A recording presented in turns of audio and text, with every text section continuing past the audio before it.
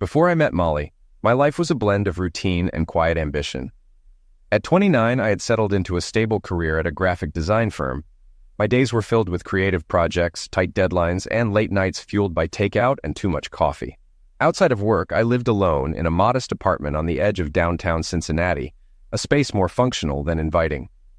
My social life was unremarkable, limited to the occasional drink with coworkers or watching Bengals games with my old college roommate Dave. I hadn't dated seriously in years, still nursing the wounds from a painful breakup. One summer evening, my mother called, urging me to attend a family barbecue. I reluctantly agreed, dreading the inevitable, "Why aren't you married yet?" interrogation from relatives. The event turned out better than expected thanks to my cousin Liz, who introduced me to her best friend's sister, Jenna. Jenna was charming and vivacious, and for a brief moment, I thought I'd met someone who could pull me out of my post-breakup rut. We dated for 3 months, but it fizzled when we realized we were more compatible as friends. Still, the experience planted a seed in me. I realized I was ready to find someone serious. In the months that followed, I made more of an effort to put myself out there. I signed up for a few dating apps, attended social mixers, and even let my coworkers set me up on blind dates. But none of it felt right. The women I met were wonderful in their own ways, but the spark I was looking for never came. That's when I started spending more time alone, convinced that love might not be in the cards for me. Yet, despite my cynicism, I couldn't shake the feeling that something, or someone, was just around the corner. The night I met Molly was unremarkable at first. I had stopped at the grocery store after work to pick up some essentials, milk, bread, and a frozen pizza. As I browsed the tea aisle, debating whether to splurge on a new blend, a woman's voice broke through my thoughts. "Excuse me," she said. "Could you help me grab that box up there? I can't quite reach it." Turning, I saw her. A petite woman with a dazzling smile and striking black hair. She seemed familiar, though I couldn't place where I'd seen her before. After handing her the tea, we struck up a conversation. She joked about being vertically challenged at 5'7" and teased me about my overly serious expression as I shopped. By the time we parted ways, she had slipped me her number, written hastily on the back of a receipt. As I walked to my car, I couldn't help but smile. Something about Molly was different. She had an effortless charm, a way of making you feel like the only person in the room. Our first date was a whirlwind of laughter and shared stories. Over dinner at a small Italian bistro, Molly's warmth and wit left me captivated. By the end of the evening, I was already thinking about our next date. But as much as I was falling for her, I couldn't shake a nagging thought. Why did she seem so familiar? It wasn't until months later that I learned Molly had orchestrated our meeting at the grocery store. She had seen me there before and decided to accidentally bump into me that night. At the time, I found the revelation endearing, proof of her boldness and determination. I had no idea then how deeply she and her sisters would intertwine my life with theirs. You might judge me as utterly oblivious, perhaps the most trusting and naive husband to walk this earth. But in my defense, clarity often comes with hindsight, revealing truths we miss in the moment. Like any contentedly married man, I cherished and trusted my wife completely. Never in my wildest dreams did I imagine that the woman I loved for 8 years, someone with whom I shared countless tender moments and wonderful memories, could be so selfishly deceptive. Yet, not only was she, her 2 sisters were equally complicit. From the outset of our relationship, Molly's 2 sisters were fixtures in her life, and soon enough, in mine. Encountering identical triplets was both uncanny and exhilarating. 3 stunning women who looked exactly alike. When Molly and I met at a grocery store, she approached me for help retrieving some tea from a high shelf. At the time, I thought it was a serendipitous encounter, but it turned out to be far more orchestrated than I initially realized. Molly, at 5'7", had a curvy, voluptuous figure and short, jet-black hair framing her face. I'm taller, about 6 feet, so it made sense she turned to me for assistance. Little did I know that she had been watching me from the produce section, waiting for the perfect moment to strike up a conversation. She later confessed, during a tender moment after we first slept together, that she had orchestrated the entire encounter. I'll admit, it was a flattering revelation. Our first few dates felt like something out of a romantic movie. We dined at cozy restaurants, stayed out late talking, strolled through the park feeding ducks, and even held hands through an incredibly cheesy rom-com. Corny as it sounds, I was mesmerized. Molly was the most captivating woman I'd ever met. wholesome yet sexy, with a smile that could charm even the coldest IRS auditor. That first encounter at her apartment, however, caught me completely off guard. As I rang the doorbell, it wasn't Molly who greeted me, but a woman who looked exactly like her. "Hi, you must be Scott," she said, flashing the same dazzling smile Molly had. I stammered, "Wait, you're not Molly." With a laugh, she replied, "Nope, I'm Hannah. Didn't Molly tell you about us? We're triplets." Still trying to wrap my head around the situation, I shook my head. Not really. She does that sometimes, just to mess with people," Hannah said with a playful grin. "Come on in. I'll go get her." Inside, I saw yet another Molly look-alike lounging on the couch, who turned out to be Amy. They were indistinguishable from Molly. Same haircut, same physique, same radiant smiles. It wasn't until Molly finally appeared that I could relax. "Hi, Scott," she said, grinning mischievously. "Would you like some herbal tea?" Over our first dinner, we delved into every imaginable topic, but I was especially curious about what it was like to grow up as a triplet. I asked her how it felt to see two identical faces every day, if they were closer than most siblings, and whether they had ever pulled pranks by pretending to be one another. Molly admitted with a grin that they'd had plenty of fun fooling people over the years. When we were kids, even our parents couldn't tell us apart. We used to switch places all the time, especially if one of us was in trouble. If Amy was about to get punished, she'd beg me to pretend to be her. It drove our dad crazy. She went on to share more stories, including one about stepping in for Amy on a first date when Amy was sick, only for Amy to carry on the relationship afterward without the guy ever finding out. At the time, I thought the story was charming. In retrospect, it should have been a warning. Molly and her sisters had an incredibly close bond. After college, they all moved back to Cincinnati and rented a shared apartment. That's where I first met the other two. Fast forward 8 years. Molly and I had fallen deeply in love, gotten married after 2 years of dating, and settled into a seemingly idyllic life. I had a solid job at a graphic design firm, making good money, and we owned a comfortable 3-bedroom house in Oakley Square, just a short drive from downtown. And wouldn't you know it, Molly's sisters lived close by. Amy married Ted, a quiet, unremarkable finance guy, and they moved into a house right next door.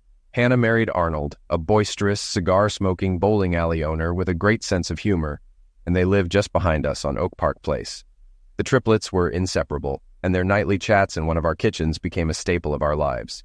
Even after years of marriage, it was still hard to tell them apart at a glance. Ted, Arnie, and I often relied on their outfits or jewelry to avoid mixing them up. Little did I know that close bond between the sisters would eventually lead to my undoing. At the time, though, I felt like the luckiest man alive, utterly devoted to Molly, and oblivious to what was really happening.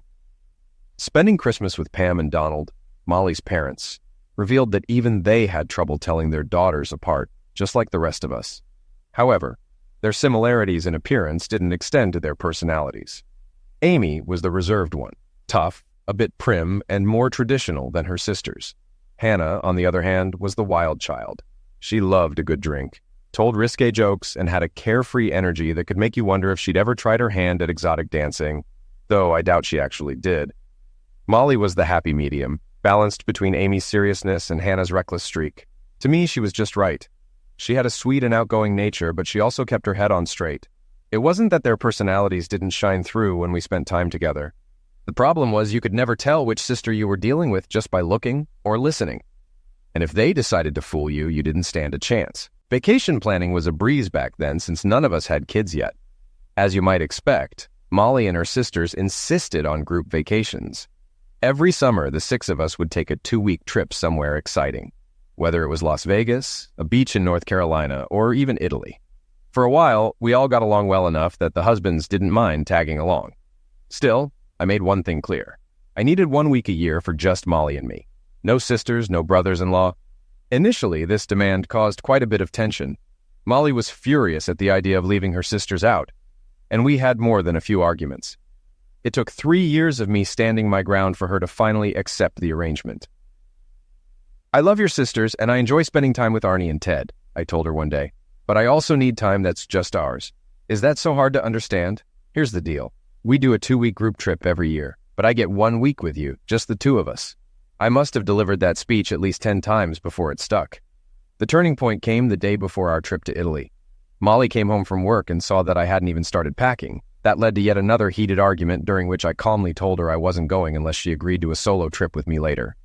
Her frustration boiled over, and after what felt like hours of yelling, phone calls to her sisters, and failed attempts to change my mind, she finally relented. The first few days in Italy were icy, with Molly's sisters making it clear they thought I was the villain of the story. But thanks to Arnie and Ted, who quietly celebrated my victory because it gave them leverage for similar requests, I didn't back down. By the 5th day, Florence had worked its magic on Molly, and we ended up having an unforgettable trip. That winter, we spent a romantic week on Sanibel Island, and after that, our travel routine became a happy compromise. 2 weeks with the group and 1 week just for us. At that point, life seemed pretty idyllic, but everything changed when we started trying for a baby. For years, Molly and I had talked about having kids someday, but we were in no rush. We were enjoying our child-free lifestyle too much. However, when Molly and her sisters turned 30, the clock started ticking. She stopped taking birth control, and within a few months, we were actively trying to conceive. I had no complaints, both about the goal and the process of getting there. Our bed life had always been wonderful, full of tenderness and closeness.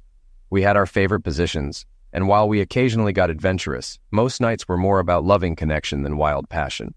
Every once in a while, though, Molly would surprise me, coming to bed with an unusually fiery energy that led to long nights of passionate sex. Special occasions like birthdays and anniversaries often included champagne, which only heightened her excitement. Those moments, while not frequent, were always memorable. One Saturday evening, after an especially intense session, I jokingly said something that I didn't realize would strike such a nerve. I had just returned from the grocery store to find Molly lying without clothes on the bed, a bottle of massage oil in hand. "I'm feeling stressed today," she murmured with a playful smile. "Think you can help me out, cowboy?" What followed was one of the most sensual nights of our marriage. After an incredible massage, I brought her to climax multiple times before we had passionate, mind-blowing sex. We spent hours wrapped in each other's arms, taking breaks only to snack on the food Molly fetched from the kitchen. As we lay together, basking in the afterglow, I jokingly said, "Wow, that was something else. Or wait, maybe you're not Molly. Maybe I just got lucky with Amy or Hannah tonight. I don't think Molly's ever been this enthusiastic." I meant it as a lighthearted tease, but the moment the words left my mouth, I realized I'd hit a nerve. Molly's expression turned icy. "That's not funny, Scott," she said sharply. "How could you even joke about something like that? Do you really think I'd ever share you with my sisters?" Her reaction was so intense that I immediately backpedaled. "Molly, I was just kidding, honey. I'd never actually think that." I reached for her, but she pulled away, grabbed her robe, and went to take a shower, locking the door behind her. The rest of the night and most of the next day were frosty. Molly barely acknowledged me, making it clear that this was not a subject for jokes. By Sunday evening, I apologized again at dinner, emphasizing that it was meant as a harmless joke. She softened a little, letting me hold her in bed that night.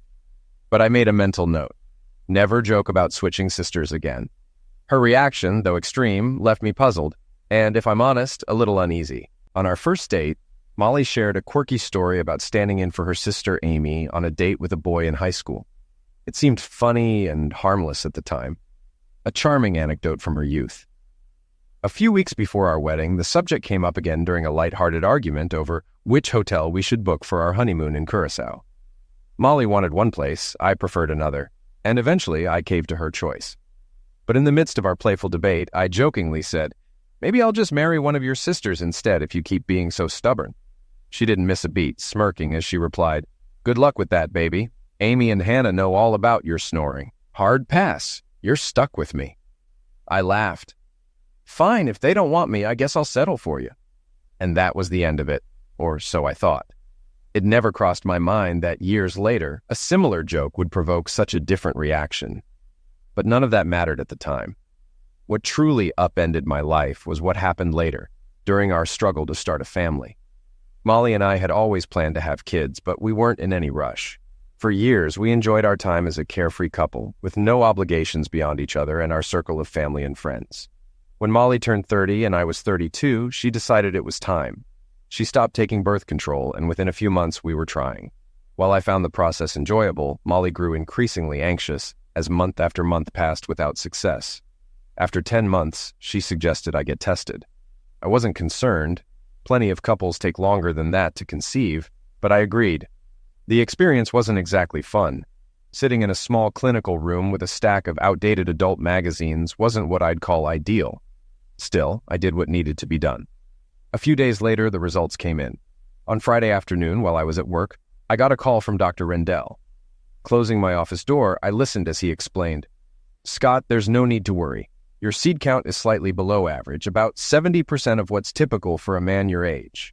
But the good news is that the seed you do have are healthy and strong.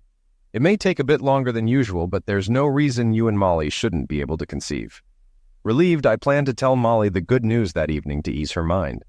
But somehow, it slipped my thoughts during dinner as we got caught up in a discussion about local politics. The evening passed uneventfully, and it wasn't until I was lying in bed around 11 p.m. that I remembered.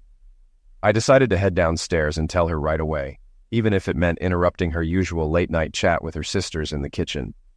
As I walked through the living room, I heard bursts of laughter coming from the kitchen. Curious and amused by their boisterous energy, I paused outside the door, hesitating before stepping in. For no particular reason other than curiosity, I lingered, eavesdropping on their conversation. The first voice, which I recognized as Amy's, said, "If he's not your favorite, why do you always want to switch nights with me?" Another voice, likely Hannah's, giggled, "I never said Arnie wasn't great. I just said he's not as good at, certain things as Scott is." The third voice chimed in, "Besides, you get Arnie more nights a week than either of us. And weekends, too. Stop complaining." Laughter followed, and my stomach sank. At first, I didn't understand what they were talking about. Then, as I listened in shock, the conversation took a turn that made my blood run cold. Amy, or maybe it was Hannah, said, "It's been almost a year. If Molly hasn't gotten pregnant yet, it must be Scott's fault." "So, what's the backup plan?" came another voice. "It's simple," Molly replied matter-of-factly. "If the test results aren't good, I'll just spend a few nights with Ted during my fertile window. Scott and Ted are similar enough, same build, same coloring. No one would ever know. After all, it's a little boring being with Scott every night anyway. Once the cycle's over, and I know it's safe, I can switch back to Arnie for some fun." Someone protested, "You're not getting Arnie again until this is sorted. That's not up for debate." Their laughter filled the air again, but I stood frozen, unable to process what I just heard. It sounded impossible, like something out of a nightmare. I couldn't believe what they were suggesting. Molly was planning to have another man father her child while keeping me in the dark. I felt my chest tighten as the reality of their words hit me. My marriage, what I thought was a happy, loving partnership, suddenly felt like a cruel lie. I quietly backed away, retreating to the darkness of the living room where I sat in stunned silence, trying to piece together what to do next. When the noise in the kitchen began to die down, I slipped back into bed, pretending to be asleep. Moments later, I felt someone slide under the covers beside me. She leaned over, kissed my cheek softly, and whispered, "I love you, baby." It was Molly, or at least I thought it was. Every instinct in me screamed to confront her right then and there. I wanted to shout, accuse, demand answers, but instead I lay there, breathing evenly, pretending to sleep as my mind raced with questions and plans. I waited for her breathing to slow and deepen before I carefully slipped out of bed, ready to start figuring out what to do about the wreckage of my life. It didn't take long to figure out how they could pull this off. Swapping partners for Zex wouldn't be complicated at all. The sisters met almost every night, and they could easily change clothes during their kitchen gatherings. Since all three of them worked part-time as co-managers at the same interior design store, they didn't leave for work until after Arnie, Ted, and I had gone. Switching back in the morning would be just as easy. Weekends might be trickier, but still manageable. We spent almost every Saturday together as a group, barbecues, dinners, or casual hangouts. A quick visit to one of the sisters' houses for some pretext, like grabbing a catalog or borrowing something, could serve as an opportunity for the switch. No, the logistics weren't the mystery. What I couldn't wrap my head around was the why. Surely we husbands would have noticed something, right? How could you not tell your own wife apart from someone else? But the truth was, none of us had any reason to be suspicious. I certainly didn't. It had never even crossed my mind to doubt the identity of the woman in my bed. Looking back, though, something had changed in our marriage. Early on, Molly and I had loved lying in bed at night, talking about everything, our dreams, plans, and even mundane things about our day. Sometimes these conversations replaced or followed Zex. But somewhere along the way, that closeness faded. I couldn't pinpoint when it started, but Molly began brushing off my attempts to talk at night. She would come to bed late after spending time with her sisters, and any effort I made to start a conversation was met with, "I'm too tired, honey. Let's talk tomorrow." Over time, all the meaningful discussions we used to have moved to earlier in the day, during dinner or in the early evening. I realized this was probably intentional. If the sisters were swapping husbands, avoiding deeper conversations in bed reduced the risk of one of them accidentally revealing a gap in knowledge or slipping up on a shared memory. That night, after Molly had fallen asleep, I went to the office and found the ink pad we used for stamping checks.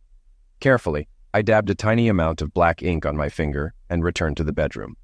With steady hands, I marked a small spot on Molly's back, just below her shoulder blade. It was no larger than the head of a pencil eraser, small enough that she wouldn't notice unless she happened to examine her back in the mirror. Afterward, I washed my hands thoroughly in the bathroom, scrubbing with soap and a pumice stone until the ink stain was faint enough to be invisible. Sliding back into bed, I lay there grimly, contemplating my next steps. The initial shock of what I'd overheard had dulled, replaced by a simmering anger. If what I'd understood from their conversation was true, Molly had been betraying me. Deeply and systematically, perhaps for years. She and her sisters had prioritized their bond over the loyalty and love they owed their husbands. I felt used, humiliated, and profoundly deceived. The next day, we gathered at Ted's house for a barbecue. While the women were inside preparing the food, I saw my chance to speak with Arnie privately. Ted was preoccupied at the grill, so I turned to Arnie and asked, "Do you feel like taking a quick walk around the block?" Arnie, always keen to stay active, smiled and nodded. "Sure, let's do it." As we strolled out of earshot from the others, I decided to ease into the topic. "Arnie," I said, breaking the silence, "do you mind if I ask you something personal? It'll only take a couple of minutes." He glanced at me curiously, but answered without hesitation. "Of course, Scott. What's on your mind?" "First, let's agree this stays between us," I said. "I don't want the women, or Ted for that matter, knowing we talked about this. If anyone asks, let's say we were brainstorming about a possible trip to Greece next summer." Arnie chuckled. "Got it? My lips are sealed." I hesitated, then said, "This is a bit embarrassing, but I wanted to ask about your, bed life with Hannah. Molly and I are intimate about once or twice a week, and sometimes I wish it were more." "Do you think her sisters are the same way?" Arnie laughed heartily and clapped me on the back. "Oh, buddy, sounds like you drew the short straw. Hannah and I are at it practically every night. We might skip a night if she's on her period or we're exhausted, but other than that, it's like clockwork." He grinned at my expression. "I guess I got lucky, huh? Not that any of us could have known. It's not like we got to compare notes before marrying them." I forced a weak smile, masking the rage bubbling beneath the surface. "I guess so. Has it always been like that? Since the beginning of your marriage?" He thought for a moment. "Pretty much. We've got this little routine, you know. Every night after she comes back from hanging out with her sisters, she walks into the bedroom and gives me this look. Then, in her best sultry voice, she says, 'Well, big boy, how do you want me tonight?' I tell her what I'm in the mood for, and we go from there. It might sound silly, but I'm not complaining." He chuckled again, clearly amused. I nodded, feigning mild disappointment. "One more question. Molly and I used to have long talks in bed. We'd talk about our relationship, our future, that sort of thing. But lately the bedroom's just for Zex and sleep. No more late-night talks. Is Hannah like that too?" "Yeah, we're the same way," Arnie replied. "I think the girls save the meaningful stuff for earlier in the day. Doesn't bother me, though. By the time we hit the bed, it's all about winding down, or, winding up." He laughed at his own joke, but I barely heard it. My suspicions were growing stronger by the second, and I couldn't ignore the pieces falling into place. I kept my face neutral, but inside, I was already planning my next move. As Arnie and I walked back to the house, he chatted enthusiastically about his beloved Cincinnati Bengals, his passion second only to his love for Hannah. I tried to respond with the occasional, "Oh, really?" or "That's interesting," but my thoughts were far from football. My mind felt trapped in a cold, desolate place, and beneath the surface I was boiling with anger. I managed to make it through the entire afternoon and evening without letting my emotions spill over. People noticed I was a bit withdrawn, but I stayed composed, determined to get through the day. After we left Ted and Amy's house, I even took Molly out for Indian food, her favorite, and spent the evening pretending to be the cheerful, devoted husband. Around 10 p.m., Molly joined her sisters for their usual late-night gathering. When she returned and we started getting ready for bed, I walked up behind her and gently ran my fingers over her shoulders and back, casually searching for the ink mark I'd placed the night before. It wasn't there. All right, I thought to myself grimly. The game's up. Whoever you are, it's time for you and your sisters to face the consequences. I kept my tone light as I asked, "Honey, how's that scratch on your leg? Let me take a look." She froze for just a moment before replying cautiously, "Scratch? What scratch?" I feigned surprise. "The one you got yesterday after dinner when you bumped into the dishwasher door. Don't you remember?" "Oh, right. This?" she said with forced casualness, glancing down at her leg. "It's completely fine now. Barely a mark left." Yeah, I guess you're right," I said, pretending to inspect her leg. "Wow, it healed fast. Yesterday it looked pretty bad." I stood up and caught the barely perceptible sigh of relief as she turned away. I headed to the bathroom to brush my teeth, smiling to myself. There was no scratch, and her reaction confirmed what I already suspected. This wasn't Molly. A few minutes later, I was lying in bed when she emerged from the bathroom. "Hey, honey," I said casually. "Let's pick up where we left off last night. That was incredible." She hesitated, her expression uncertain. "What do you mean?" "You know, last night," I said with a playful grin. "You came downstairs with that sparkle in your eye and said, 'So, big boy, how do you want me tonight?' And then you pushed me onto the bed and, well, you remember, you were wild. It was unforgettable." Her face froze for a moment before she forced a smile. "Of course I remember," she said, trying to sound convincing. "But I don't think I'm up for anything that energetic tonight." I nodded sympathetically. "That's okay. We can take it slow and easy. But tell me those things you said to me last night. I loved hearing them." She slid into bed and immediately embraced me, hiding her face against my chest. "Sure, baby," she murmured. "Whatever you want. What did you like the most?" I chuckled softly. "Oh, everything you said while we were in the middle of it." As we began to touch and kiss, I couldn't help but notice how different she seemed. Despite my efforts, she wasn't responding the way Molly usually did. Her body was stiff, her reactions hesitant. Finally, I pulled back and asked innocently, "Are you okay, sweetheart? You don't seem like yourself tonight." She gave me a tight smile. "Sorry, Scott. I think it's the spicy food. It's upsetting my stomach. Let's keep it simple tonight, okay?" I nodded understandingly. "Of course, Molly. We can take it easy.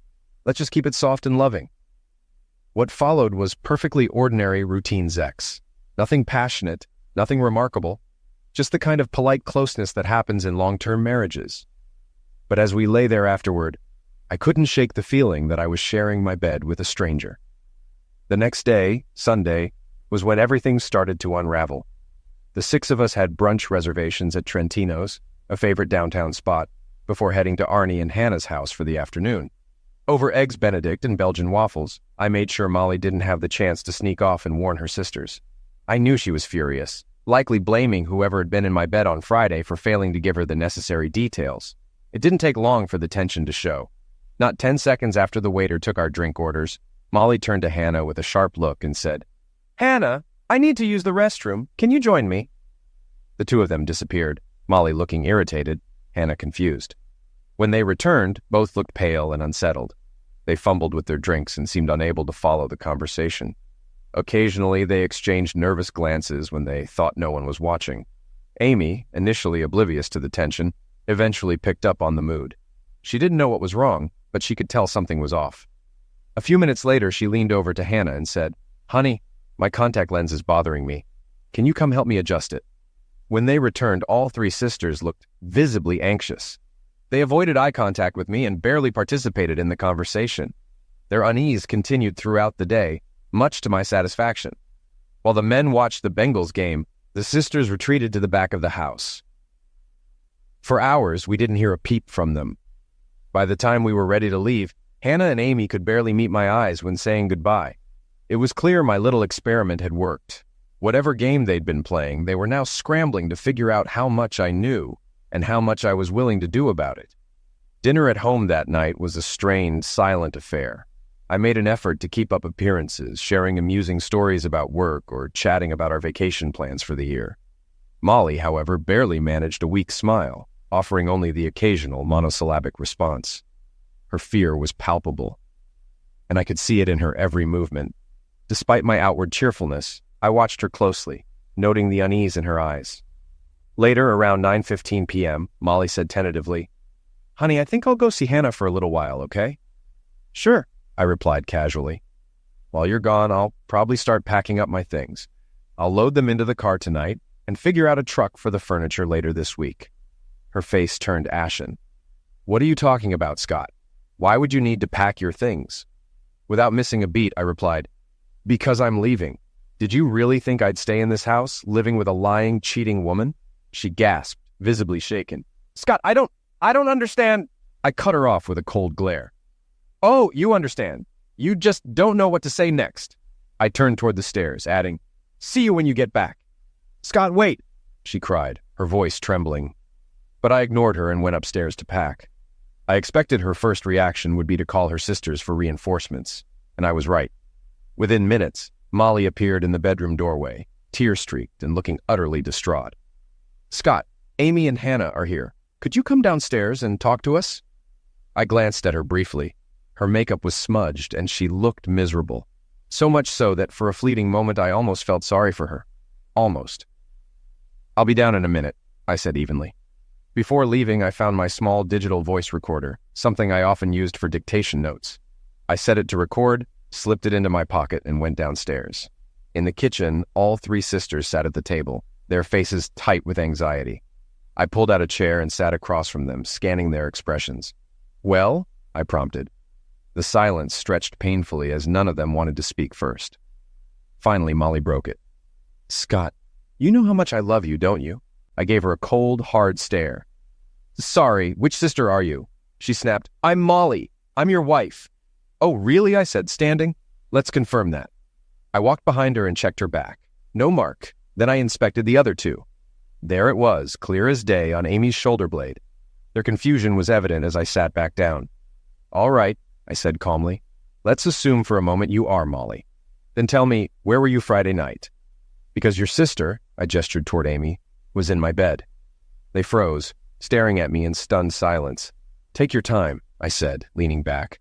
"I'm sure there's a perfectly reasonable explanation for why at least two of you, if not all three, have been taking turns sleeping with me." Molly began sobbing, her tears falling freely, while Amy and Hannah sat grim-faced, avoiding my gaze. I stood, pretending to leave. "I should get back to packing." "No, wait!" Molly cried desperately. "I'll explain. Just please, Scott, give me a chance to explain." I paused, deciding to hear what they had to say. Part of me wanted to scream that it was too late for explanations, but curiosity got the better of me. What excuse could they possibly come up with for this insanity? Molly's sobs made her unable to speak, so Hannah hesitantly stepped in. "It started as a joke," she said quietly. "A stupid, stupid game that got out of hand." "A game?" I repeated, my voice icy. "Go on." Hannah swallowed hard. "About a month ago, we were joking about each other's husbands. What we liked, what we didn't. The conversation turned to, Zex. One thing led to another, and someone joked about switching partners. Like a dare. It was supposed to be just talk, but then it escalated." She hesitated, looking nervously at her sisters before continuing. "On Friday night, we decided to actually go through with it. We swapped clothes in the kitchen, and then we went to each other's houses. I was with Ted, Amy was with you, and Molly was with Arnie. On Saturday, we switched again for the barbecue." "It was stupid," Hannah added quickly. "We all realize that now. We're sorry, Scott. Molly loves you so much. Can't you see how upset she is?" Molly continued to sob as Hannah gestured toward her, but I wasn't moved. "So," I said slowly, "Amy was with me, and Molly was with Arnie?" They nodded reluctantly. I turned to Amy. "How was it, Amy? How does being with me compare to being with Ted?" Amy's face flushed crimson. I don't know, Scott. Oh, come on. Was it good? Memorable? Let's relive it together. What exactly did we do?" She stammered, "I don't remember." "You don't remember?" I asked incredulously. "It was 2 nights ago. You swapped husbands for the first time in your life, and you can't recall what happened? Are you suffering from amnesia?" I turned back to Hannah. "Nice story, Hannah, but it's complete garbage. Yes, Amy was in my bed Friday night. I marked her with ink to prove it. But we didn't have Zex. And don't insult me by pretending this was the first time. Do you think I don't know that you three share Arnie on rotation while I get scraps?" They gasped, but I pressed on. You think I don't know that Arnie gets one of you every night while I'm lucky to get Molly once or twice a week? Congratulations, ladies. You've perfected your little game. But don't expect me to play along anymore. Their stunned silence said everything I needed to know. I paused to gauge their reaction. Molly was sobbing uncontrollably, while her sisters sat in grim silence. My patience was wearing thin, but I wanted the truth out in the open. "I'll give you one more chance," I said coldly. "Molly, this time I want to hear it from you. How long have you been cheating on me? With their husbands?" Molly's tear-streaked face turned toward me, pleading, but she couldn't hold my gaze. The room was thick with silence until she finally lowered her eyes to the table. "It's been years," she admitted quietly, "since Hannah and Arnie's wedding." Another heavy pause. Then Hannah spoke. "Scott, it wasn't her idea. Amy and I pressured her into it," Molly quickly chimed in. "It wasn't often, Scott, just a couple of times a year at first." I let out a bitter laugh. "At first," I repeated. "And then what? Let me guess. A couple of times a year turned into a regular arrangement, didn't it?" Amy hesitated, before nodding reluctantly. "So let me get this straight," I said, my voice razor-sharp. "The three of you passed around your husbands like some twisted game of musical chairs. Is that about right, Molly?" She nodded again, her face a picture of misery. "And when did that evolve into Arnie getting 7 nights a week while I got scraps?" Molly didn't answer, staring at the floor. "How many nights a week, Molly?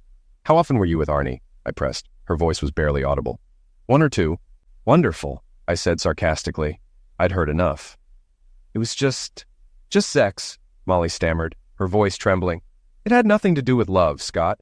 Nothing to do with what we have." "Nothing to do with love," I repeated mockingly.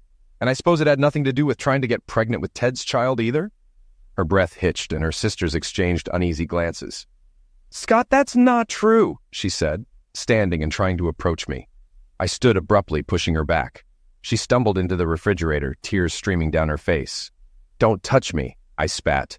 "You've betrayed me in every conceivable way with the help of your 2 scheming sisters.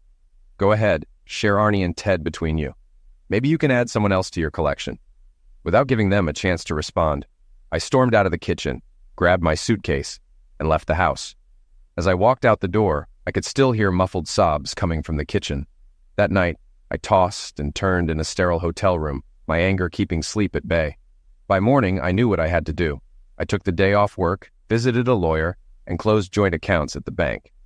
Then I arranged a lunch meeting with Arnie and Ted, insisting it was urgent enough for Ted to cancel a meeting. When we sat down in a booth at the diner, I didn't waste time. "Gentlemen," I said, "I have something to tell you, and I don't know how to make it sound less insane. Our wives have been sleeping with each other's husbands for years." Arnie looked shell-shocked, but Ted simply nodded, his expression grim. "I've had my suspicions," he admitted. Arnie and I stared at him. "You suspected this?" I asked incredulously. Ted shrugged. "There were too many little things that didn't add up. Amy would forget conversations we had the night before, or she'd act strangely, like she was covering something up. I didn't want to accuse her without proof, so I started keeping track. I thought if I ever got solid evidence, I'd bring it to you too. How did you find out?" I recounted the conversation I'd overheard, the ink mark, and the confrontation with the sisters. Ted listened intently while Arnie repeatedly muttered, "This is unbelievable." "I recorded last night's conversation," I added, pulling out the voice recorder. "Here, listen for yourselves." They sat in stunned silence as the recording played, the weight of the betrayal sinking in.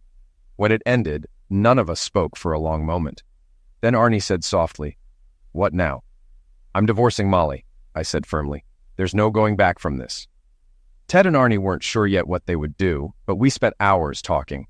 Ironically, it was the closest I'd ever felt to either of them. Despite everything, I realized I'd miss them when this was over. By the end of the week, I'd found an apartment and moved my things out of the house. Molly called me incessantly, both at work and on my cell. I instructed my assistant to block her calls and got a new phone number. I made sure my apartment's number was unlisted, severing all contact. That Thursday, I had an unexpected conversation with Barbara, a colleague.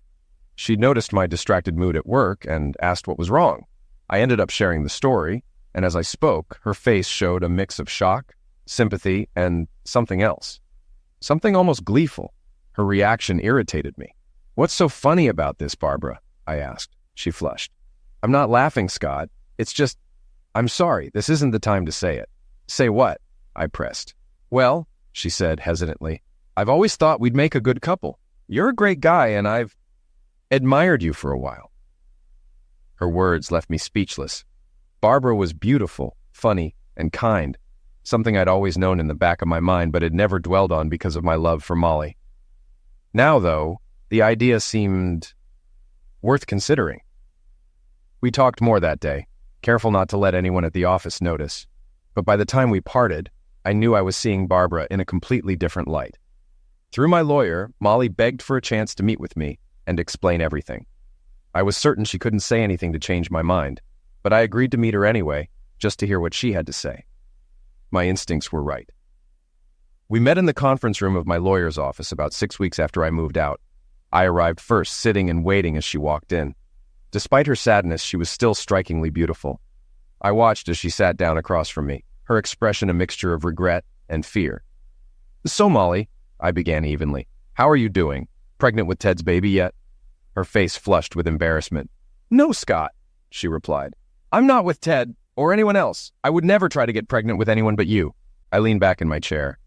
Funny thing, I said. The night I overheard your little kitchen conversation, I was about to tell you that Dr. Randall said my seed were fine. A bit below average, sure, but strong enough to make a baby. No need for Ted to step in as a substitute. Not that it really matters. You've been sleeping with him and Arnie for years anyway. Tears welled up in her eyes. Scott, please, she pleaded. Let me explain. Explain? I shot back, my voice sharp. Explain how sorry you are, how terrible you feel. Do you honestly think you feel worse than I do? She shook her head silently, tears streaming down her cheeks. Fine, I said with a heavy sigh. Go ahead. But do me a favor. Spare me the talk about how much you love me or how this had nothing to do with us. I've heard enough of that nonsense. Scott, she began softly, it really didn't have anything to do with you. It was, I don't know, a stupid, crazy thing Hannah, Amy, and I started. It's always been our thing since high school, a game. It wasn't supposed to hurt anyone. A game? I asked, incredulous. So you've done this with all your boyfriends? She hesitated before nodding. Almost all of them. My sisters and I were always so close and sharing everything. Clothes, gossip, even boyfriends felt natural. It brought us closer. I stayed quiet, letting her continue. When we got married, I thought it would stop. And it did, for a while. I narrowed my eyes.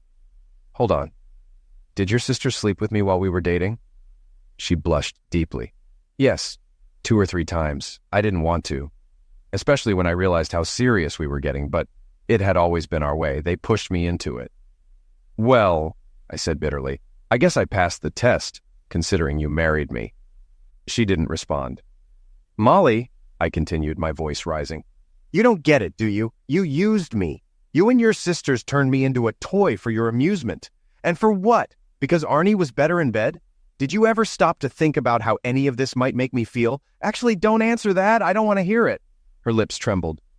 Scott, I know it was awful, but you need to understand. You've slept with all 3 of us, too. But I didn't know that, you idiot, I snapped. Don't you get it? Even if we had agreed to some kind of partner-swapping arrangement, which I never would have, I would at least have been aware. I would have experienced the thrill of something new. But I didn't know. For me, it was always you. Not anyone else. Just the woman I loved more than anything. I stood abruptly, pacing the room. Here's the truth, Molly. I was your husband. You should have put me first. Our marriage should have been your priority, but it wasn't. You chose your sisters over me. You chose Zex with Arnie over me. You even planned to have Ted's baby without telling me. And now you can have them, but you'll never have me again. I'm done. She broke into sobs as I headed for the door. Scott, please, she cried. I don't need my sisters. I need you.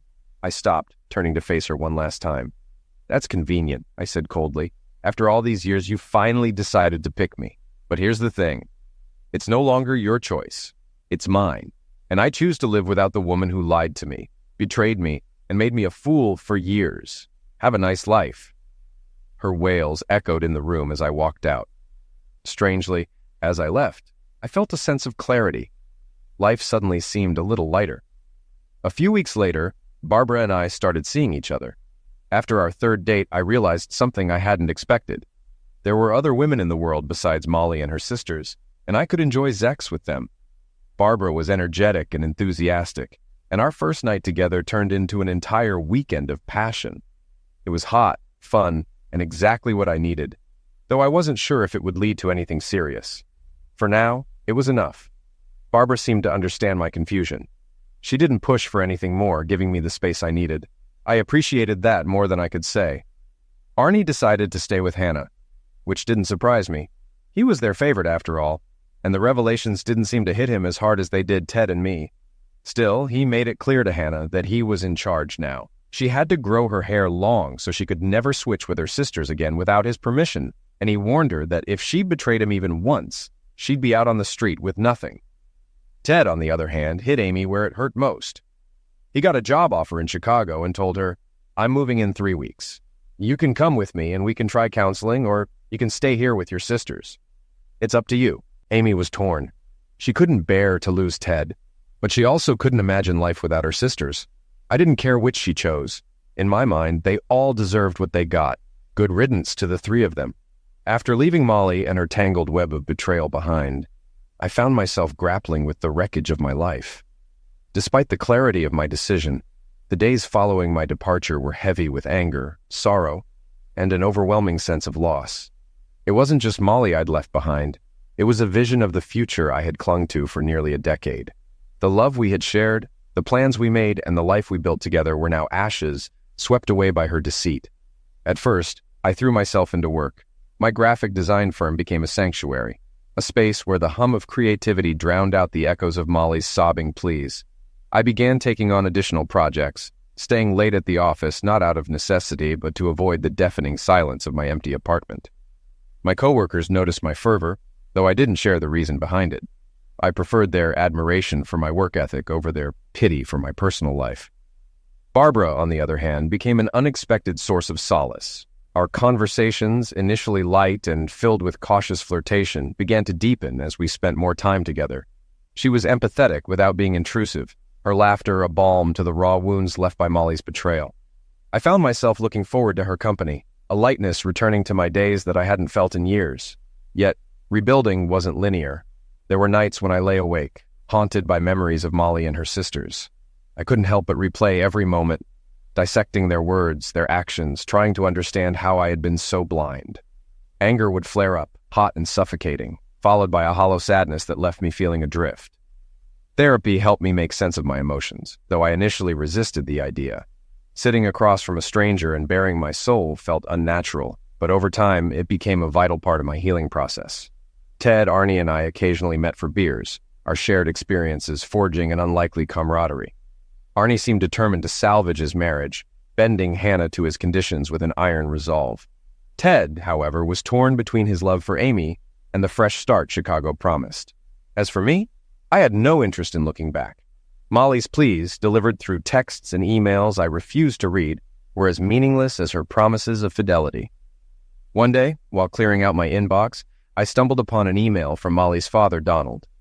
It was short and devoid of the usual pleasantries. He expressed disappointment in his daughter's behavior and extended an apology on behalf of their family. Strangely, his words didn't bring me comfort. They felt like an empty gesture, a formality rather than genuine remorse. I responded politely but succinctly, making it clear that I wished to sever all ties with their family. Barbara and I eventually grew closer, though I remained cautious.